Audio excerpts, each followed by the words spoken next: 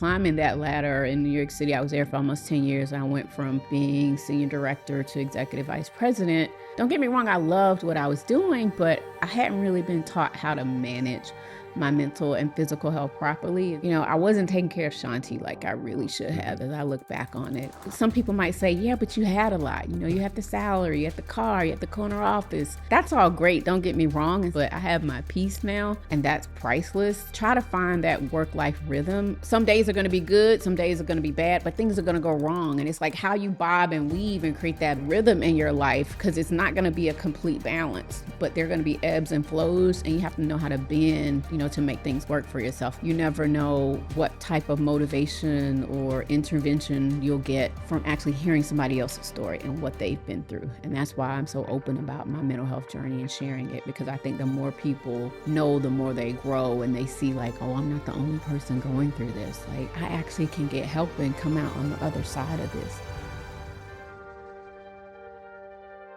Today, I get the pleasure of sitting down with my good friend Shanti Das, just an amazing human being, Atlanta's own music royalty. She's someone that rose through the music ranks, helping artists such as Outkast, Usher, Toni Braxton, LaFace Records. While she was at the height of her career, she started to realize that she needed to focus more on herself and her mental health and her overall wellness. Now she has an amazing nonprofit, Silence the Shame, where she's spreading mental health advocacy, mental health wellness all throughout the country. She speaks to organizations, she helps leaders on their mental health journey. Can't wait for this episode.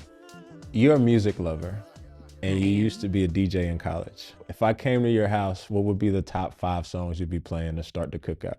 Oh my gosh. Wow. That's a great question. So yeah, I was a college DJ, but I wasn't like a DJ, but I was on air DJ. But anyway, I'd probably be playing New Edition, If It Isn't Love, and shout out to Annie because they're nominated for Rock and Roll Hall of Fame Award. Yep. I would play Michael Jackson. Okay. Like, I actually made this Michael Jackson playlist. Initially it was like an hour and 40 minutes, and I sent it to all my friends for New Year's as a gift. That, yeah. It ended up being 4 hours now. So anything Michael Jackson, because you can really like dance to Mike.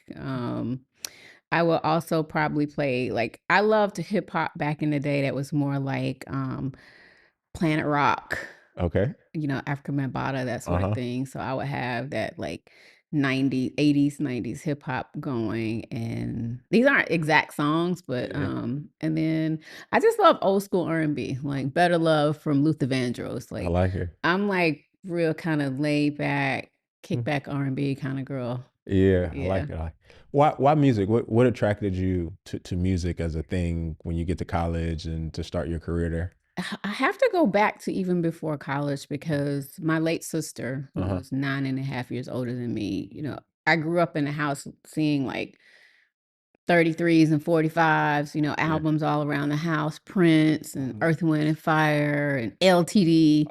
And so I was this little girl and just got into the rhythm. I'm a Pisces, I'm left-handed, so there's a creative, side of my brain, and I just love the music that I was hearing in the house. And so when I was in high school, one of my sister's friends was program director at V103 radio station in Atlanta, and he used to let me come up and shadow him. And I thought, this is the greatest thing ever. And then he got me tickets to a Luther Vandross and Anita Baker concert and got me backstage.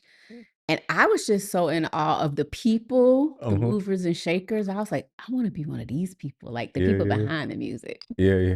And I think that's fascinating. As an athlete, I never thought anything about outside of playing. And in music, I never thought about the music business.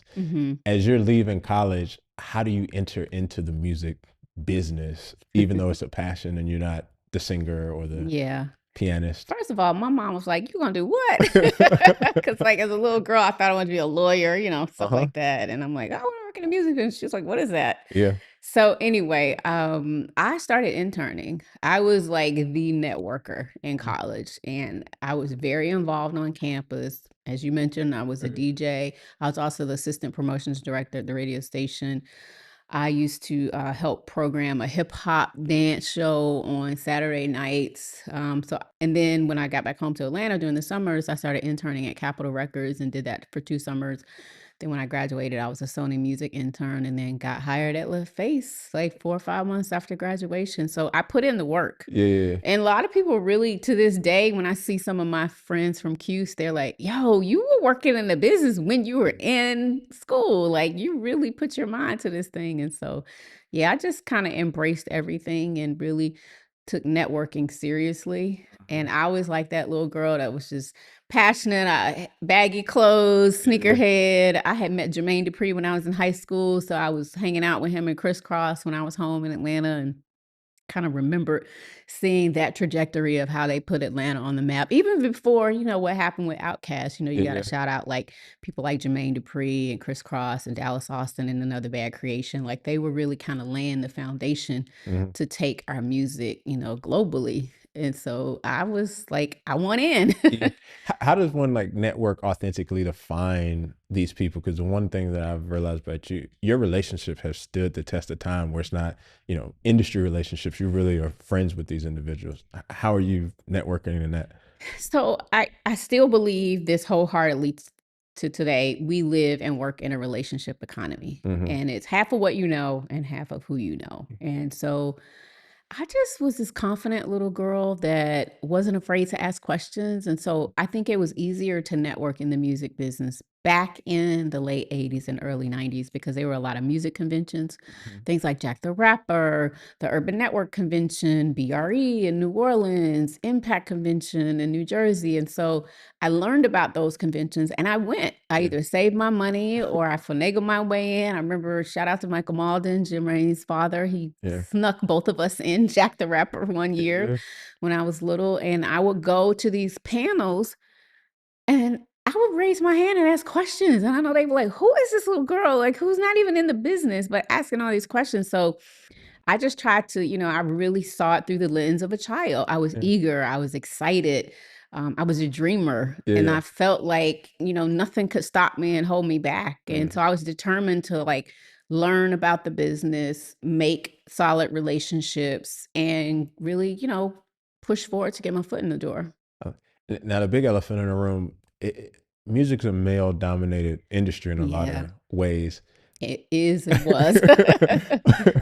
I- how do you rise through the ranks now that you're in there and they just don't, marginalize you to working on like Mhm. things that are below your abilities? It's mindset. Mhm. And so I had to like put myself in this frame of mind that I knew that I was capable. I knew that I deserved to be in that space. I deserved to have a seat at the table. And, there were times where I had to fight for compensation. Yeah. I felt like some of my male counterparts were making way more than I did. And soon I got to a point where I was like, just ask for what you want. That is the one thing that I thought that men that I saw in the business did a much better job than some of my female counterparts. I think we were happy to have those gigs and to be in the space, but oftentimes we didn't understand our true value and worth. And so I think we would undervalue ourselves when we Yeah. were asking for salaries or promotions and that sort of thing. Guys would just throw out a number Yeah. And expect to random get it. and they would get it. And I'm like, well, wait a minute. Okay, there's something to this. Not only am I just throwing the number out, it's the number that I feel like I deserve. And so Uh-huh. of course, I had to go get an attorney and help me negotiate that number, but I quickly learned that, and a lot of my mentors had to teach me that, like, you gotta Yeah. ask for what you want. Yeah. And at first, I was just happy to be down. Mhm. So, Yeah, that don't pay the bills though. yeah, right, that part. And so I think one of the fascinating things about your career is just being on the foundation of a lot of great acts. Obviously people know the Ushers and the Mhm. Outkast. At that time when you're working on something, do you know that it's going to be great, or you're just doing the best that you can to, steward it in the right way? I don't think that it's not like we have a crystal ball where you know what's gonna happen, but there is a level of greatness that's there. Hmm. There's something to be said for working a project that you believe in, Hmm. because I think you had to have. I mean, yes, that's your job to push and promote that product or project, but you have to like it, Yeah. right? And that was the one thing that I gave a lot of credit and respect to L.A. Reid and a lot of our A&R directors like KP, Kawan Prather, and Babyface, of course. Like, I knew they weren't going to bring talent into the label unless they had that it factor. Yeah. Yeah. Yeah. I mean, I literally remember before Pink became Pink, she was a part of a three-girl group, and the ladies were great, But Pink had that it factor. And so we ended up signing her to a solo deal. And, even with Outkast, like LA, well, not even LA at first. It was Rico Way, Organized Noise, people like Ian Burke in the city of Atlanta who like saw how dope Organized Noise was. And then pairing them obviously with Outkast was like, I don't know, it was like hitting the lotto, Yeah, yeah, for Southern hip hop. And so we saw something great in them, and that allowed us to really approach the project with that level of passion so yeah, that yeah, we could give 2000% to making sure, yeah. that the project came together. And that's what it was. Your friend DL Warfield, Yep, yep. who was our head of creative. I mean, we really did have the dream team Y'all really at did. LaFace Records. Lisa Cambridge, who was doing publicity, Sherry Riley, who did marketing. We had so many great people at the label that are still great in Yeah. their own right and doing wonderful things to this day. But yeah, we didn't know that the guys were going and to be inducted into the Rock and Roll Hall of Fame, but we knew they were special. Yeah. And for a separate conversation, I think it's, you're able to manufacture success when you have all the right people, where Hmm. you have the right talent, you have the right team, and Hmm. everybody's pulling in the right direction. Where individually these pieces may not be able to go all the way, Yeah. but you put them together and you're able to reach the full potential Hmm. of what that thing is. Hmm. And you talked about the dream, the dream team, but then you're also living the dream as well as you 100%. rise up, to the highest level Yeah. of your ranks, the corner office, executive vice president, amazing acts. Talk about reaching that status and just like what it costs to get there sometimes, especially from the mental side. Yeah, it definitely can take a toll on you as you're climbing the ladder of success and trying to like boost up that trajectory from where you're at and where you want to be, I think, in any corporate position or Mm. any position at a label or a company and so forth. And so I think I sacrificed my time with my family. I sacrifice a lot of my own mental frustrations. A lot. Well, no, I feel like I sacrifice a lot of my own joy Yeah. um, caused by my mental frustrations. Mhm. There were times, like particularly when I moved to New York City after we sold the company, and I was in more of a corporate regime. LA wasn't my boss anymore. He was the head of Arista Records, but I had a new boss that I reported to within that company. And that was the first time I started dealing with adversity in the workplace. And I was working all the time. I wasn't eating. I was like compromising. I felt like my health. So it was physical and mental health. I felt like that was being compromised. And don't get me wrong, I loved what I was doing, but I hadn't really been taught how to manage my mental and physical health properly. And so even as I was climbing that ladder in New York City, I was there for almost 10 years. I went from being senior director to executive vice president. I wasn't taking care of Shanti like I really should have Mhm. as I look back on it. And I remember not too long, maybe a year ago, I ran into my old driver Yeah. in New York. And he was like, "Oh my God, it's great to see you." And I told him about everything else that I had gone through to this day and starting Silence of Shame. And he was like, "I used to worry about you." He said, "I would drop you off in New Jersey at your house at 1 a.m. And one of my other drivers was coming back at 4 a.m. to get you." Oof. And that was like normal for me, Mm. traveling and, going into office, different things. And so it was a grind and I wasn't really eating like I should have been. I wasn't going to therapy, of course, because therapy wasn't talked about then. Yeah. And so I don't even think we had any like wellness programs in place because that was, 20 years before the pandemic, sort of Mhm. thing, so to speak. And so I sacrificed a lot as I look back. Some people might say, yeah, but you had a lot. You Mm. had the salary, you had the car, you had the corner office. That's all great. Don't get me wrong. And sometimes I miss that level of success, but I have my peace now, Mhm. and that's priceless. Yeah, yeah. And what I would say to anybody that's listening that is kind of climbing the ladder of success, like try to find that work life rhythm. I don't think there is such a thing as work life balance because when you are in high powered, high stress jobs, it comes with the territory. It Yeah. just, everybody's not cut out for those type of jobs. Not to say you can't do it, but everybody's not cut out for it. I felt like I was built for it at the time, but I didn't do a good enough job of creating work life rhythm, meaning something's gonna like some days are going to be good, some days are going to be bad, but things are going to go wrong. And it's like how you bob and weave and create that rhythm in your life, because it's not going to be a complete balance, but there are going to be ebbs and flows, and you have to know how to bend, to make things work for yourself. Like, for example, here I am, I'm the double nickel, Yeah. 55. I don't think Auntie looks like she's Gracefully, 55. as graceful as could But be. I'm not married. I've Uh, never had kids. And I look at myself going, wow, did I sacrifice not having a family? mhm. Now, I have some peers that have children and are happily married, but I think I sacrificed a lot of that or didn't really see the importance of it at that time. And here I am now. Yes, Yeah. you can adopt, but I've missed a certain window of my personal life Yeah. that I look back on and I'm a little sad Yeah. about it. So retroactively, then for the people that are in, because you don't get like an instruction manual Not of at all. how to do this and how to rise. How would you manage it differently to rise in a more balanced way? How high would you rise, or what trade offs would you make so that you can have that rhythm in a way that Hmm. you do it? Because it's kind of hard when the job has so many demands. It is. It Yeah. is. I've seen, again, people do it. I would just be really intentional about my personal time, taking more vacations.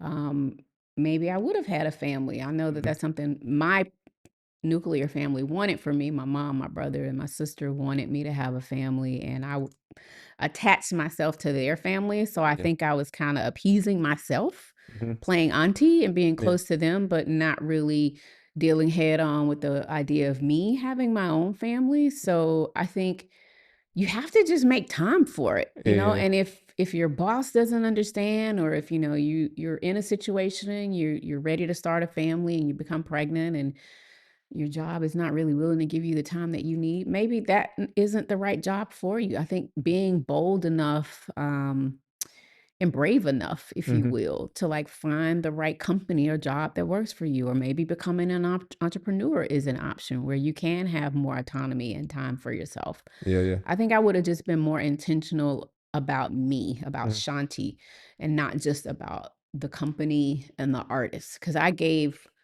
2000% to the company and the artists. And Mhm. again, everybody else was, setting up and starting their families. And here I am just focusing, Yeah, on yeah, the yeah. outside, on the external and not the internal.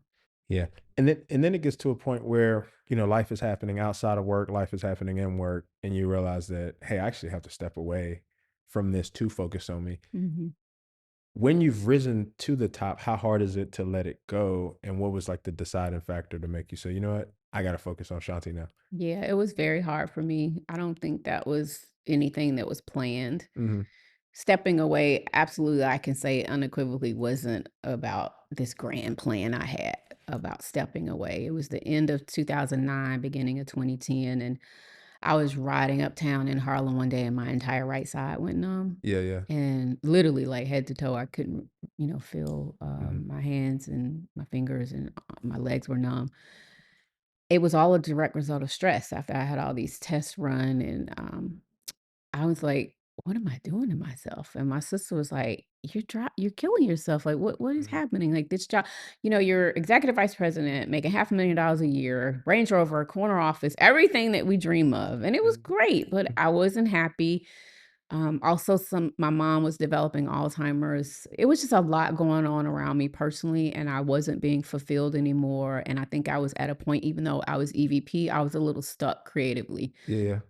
I had created with two other co-creators, R&B Live in New Hmm. York brought that back, and that was like really successful for 3 years. But I still, again, wasn't being fulfilled, and I missed my family in Atlanta. And I Hmm. just said, I talked to my sister, and she said, "It's time to come home." Yeah, yeah, yeah. So how do you make that decision of I'm gonna take a sabbatical versus I'm going to leave? And I thought at first, my boss at the time was like, "Take some time off." And I thought maybe I needed to have surgery on my neck Hmm. because I was diagnosed with cervical spinal stenosis, which caused a lot of the tingling and numbness, on my right side. And so I did think about taking time off, but I don't know. Maybe it was the spiritual side telling me it was time. I can't really put my finger on it, but I just took a leap of faith and I said, "You know what? I just want to go home." Yeah, yeah. And home is where the heart is, as they say. And so I quit. I had a home already in Atlanta because I had Mm. bought a home while I was still living in New York because I knew I wanted to come back one day. So thank goodness I had a physical home to come back Yeah. to. And I was embraced by the love of family and friends here. I grew up in Southwest Atlanta, which a lot of people call Wakanda, Yeah. because it was just such a great place. It was filled with so many educators and leaders and civil rights activists, in that Mm. time period. And we're still a family unit. So people that I went to elementary school, middle school, high school, they welcomed me back. Yeah. I had a welcome home party and I That's was shocked at how many people yeah. turned out. It was crazy. And I was like, this is where I need to be. I need to be poured into. I need the love and I need time to heal. They did not understand, I think, what was happening with me and what I was going through. It was just Shanti's back Yeah, kind yeah, of yeah. thing. But over time, I shared, my personal experiences with friends and family and the need to have to just pivot. Yeah. And I will say, are there any regrets? I don't know if regret is the right word, but where would I be? Could I have been president of one of Mhm. those labels or started my own company? I was surely on the track for that. Yeah. But I literally, I came back with a little bit of a nest egg, but not that $500,000 a year salary. But I think what's interesting though is one, the outpour support of people that showed up for you, but then the impact that you've now been able to make where you didn't have to lend your voice to the mental health space, Mm-mm. especially at that time where it was kind of And I was taboo. scared.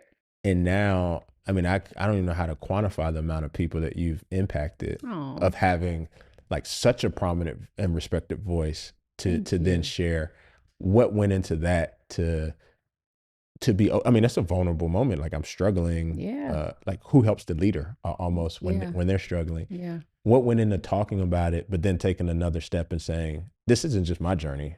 I'm a help other people on their Mm-hmm. journey Mm-hmm. as it relates to their mental health. Sure. So I think it's important to add that. So I came back in 2010. Hmm. Then 4 years later, my best friend took her own life. Hmm. And I was one of the last people that talked to her. Hmm.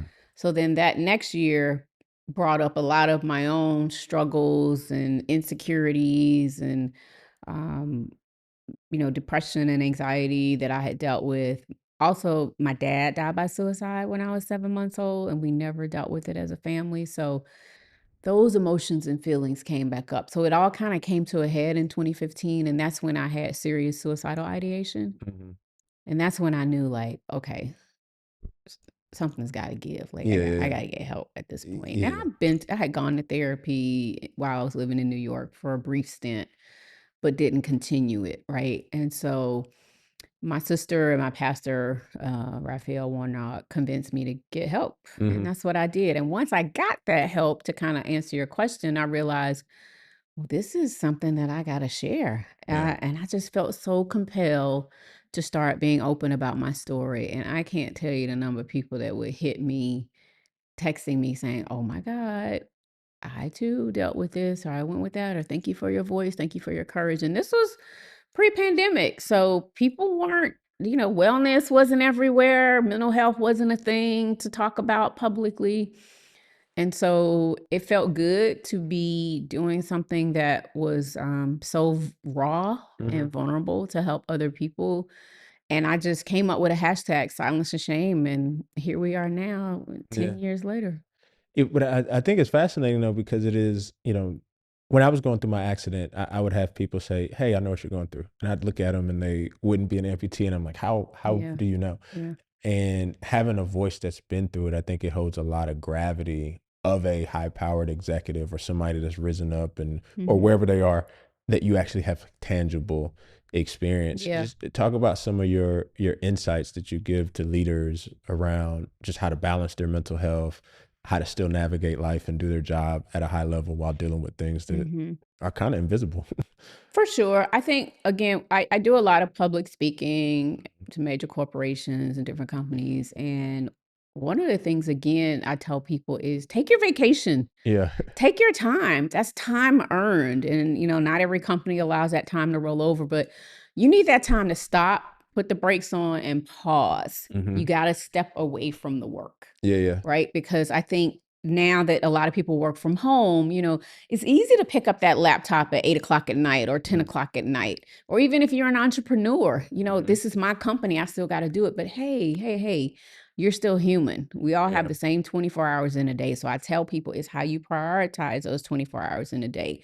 You got to make sure you take time for yourself, even if it's something as simple as, I'm feeling stressed out, step out, Mm-hmm. go take a walk, for about 15 minutes and try to go recenter yourself. Of Yeah. course, there are a lot of different practices from yoga to working out and different things people can do, but something as simple as just pausing and breathing. Yeah. Yeah. There's a technique that I really like called the 448, or sometimes I hear it as 478. And it's literally like holding your breath for 4 seconds, breathing in for 7, and then a long exhale for 8. And so you do like different repetitions of that, and it's a great way to recenter yourself.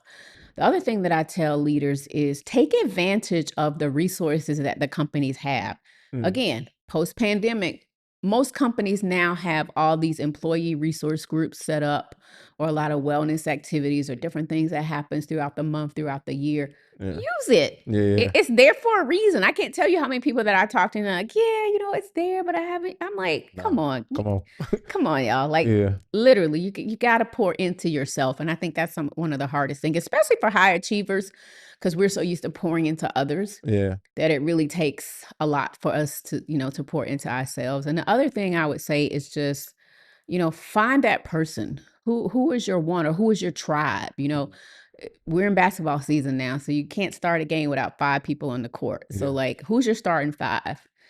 So have, somebody on your speed dial, or people that you can text right away if you're having a moment. Yeah. Yeah. Because we got to have that group and that tribe and that village to pour into us when we're having those tough days. And so I'm grateful, for my starting 5 and the Yeah. people that are there for me. And so take advantage of the resources, take time for yourself. And the last thing I'll say is finding that inner child. Mm-hmm. We were having a conversation before we started, and sometimes, especially in the world that we're living in now, it can feel like you're living in the Twilight Zone, and Yeah. you need to just take a break from reality in moments. And Yeah. so Yeah. I'll turn on Star Wars, any given episode of the movies, Yeah. not necessarily the new series. That's okay, but the movies are where it's at. Yeah. Or like Godzilla, I'm a big Godzilla fan, so that can bring joy to me instantaneously. And then I also like to go to Disneyland, Yeah. and find that inner child. Like, what did Shanti like when she was 10 years old? What brought a smile to her face? Something like that is so important. And as I tell people, don't postpone joy. Yeah. Joy has to be a part of the journey. Yeah. No, my old receiver coach, he used to say, "Never lose your joy." It's And it true. never made sense until you get older and you got to find those pockets of. And it's easy to say that, but Mhm. it's not always easy to find that joy. And so I speak to anybody that's listening to this or watching it today. Like, yes, we struggle finding that joy, but you got to pray about it. If you're a person of faith, ask God to help you find that joy. And then you have to also try to encourage yourself. And Yeah. so I pushed myself through those tough days, and I said, what? I'm going to get up today. I'm going to get out of the house, and I'm going to find some joy. Yeah. What's interesting, like, as I hear you talk, returning back to Atlanta, finding your inner child, the 10-year-old version, Star Wars, Godzilla, Disneyland. Something Charlemagne said that I think well. He was like, Mhm. returning to your core, like Yeah, before the world gets all complicated and we're 100%. trying to Same do all principle. these different things, like return to the thing that Same is like the principle. purest version of you. And it sounds like you're one helping leaders do that, but you've been able to tap into that Yeah. for yourself as well. Yeah. What do you wish you would have known earlier about just mental health? I think it's such a big topic Mhm. that we don't actually know what to do with it. I didn't actually realize mental health was a thing Yeah. until after my accident, and I was, Mm. in my 30s. One of the things I wish that I knew about mental health is just how much it could help me, Hmm. and how much that it wasn't this like taboo thing, that it's actually not a big deal. And when I say not a big deal, meaning it's no big deal to go to therapy, right? Hmm. It's no big deal to address your feelings. You're supposed to. Your mental health is just as important as your physical health. So I Hmm. wish that we didn't have so much stigma around Hmm. protecting your mental health, or understanding or working through your mental wellness growing up, because I think my family could have healed a lot sooner. Hmm. I think my mom and my siblings and I went through our own mental health challenges, and then collectively as a unit, though I see how it had an effect on our lives years later. Hmm. I wish I had have known earlier that it was okay to get help and that the resources were actually there. Hmm. because I think I might have even just been a different Shanti or a different leader had I dealt with some of that trauma of my father's suicide when I was a lot younger.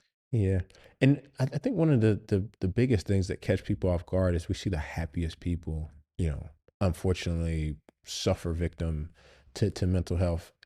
How can one identify when somebody's struggling, and then what are the ways to help? Like if Yeah. you got a family member or you're leading a team and you see that, one of your Mhm. teammates is off or you're leading, your employees, how do you recognize these things and what are the interventions that one could use? I think one of the biggest ways to recognize that someone is struggling mentally is their behavior pattern. Mhm. If you see that they're just not themselves or down all the time or struggling to work when they're at the office or starting to miss work Mhm. for no apparent reason.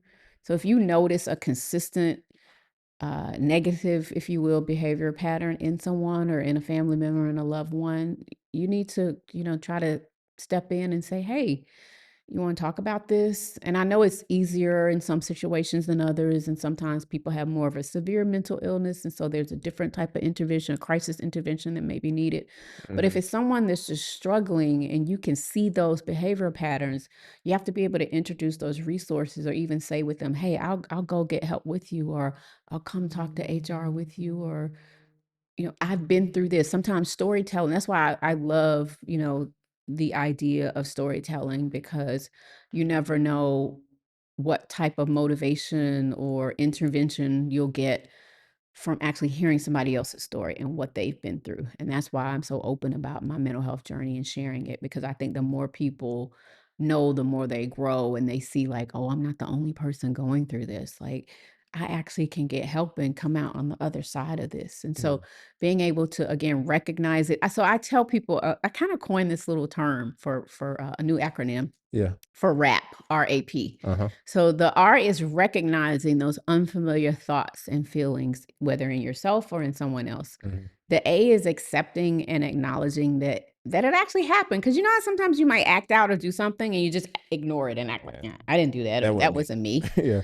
But you have to acknowledge it and you have to accept that something's going on or something happened. And the P is processing through those unfamiliar thoughts and feelings with a professional, Mhm. whether it's your doctor, your primary healthcare physician, which oftentimes you go get your physical, they now add a question. Mhm. Have you been, feeling sad or depressed or wanting to harm yourself? So now that is actually a part of the questions when you get your physical, or, talking to a licensed professional counselor, which is a therapist, Mhm. or sometimes maybe needing to see a psychologist. Medication isn't for everyone, but some people do need medication. Yeah. I've personally had to take antidepressants for a while to kind Mhm. of reset my chemicals in my brain and get me back on track. And then just having those everyday coping skills, right? Whether that is, self care, as we call it, Yeah. taking those walks, going to therapy, um, spending time with your loved ones just to kind of detach from what's going on. Yoga, sound baths, all of that stuff, matters. And it provides you a healthy way to cope when you're struggling. Yeah. Just the practicality of that, of just humanizing just the mental journey from Hmm. a leader that's, been in the rooms and been around these individuals. Hmm. What's exciting about the future now as you continue to grow and drive impact? Wow, that's a great question. Mm. I'm trying to figure out what I see for myself in the future Mhm. of mental wellness.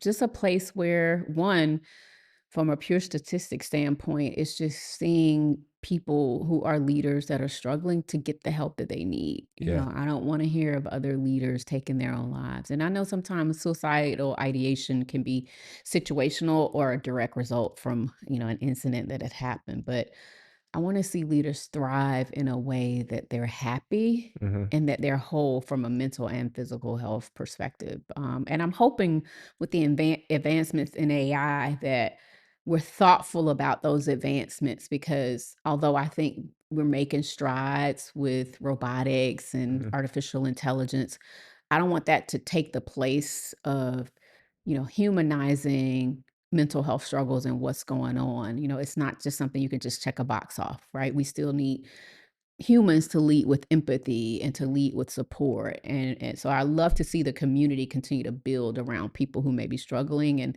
maybe one day I can have, those silence and shame wellness centers or something set up. And Mhm. so, through the advancements, there's still that human component there that we Mhm. can love on one another and just kind of pour into each other from a wellness perspective. Yeah. And for people that are looking for these resources or looking for you to speak, where can they find you to bring you into their organizations Sure. or? So, two things I'll say. First, for me, you can follow me at Shanti Das 404 on Instagram. Mhm.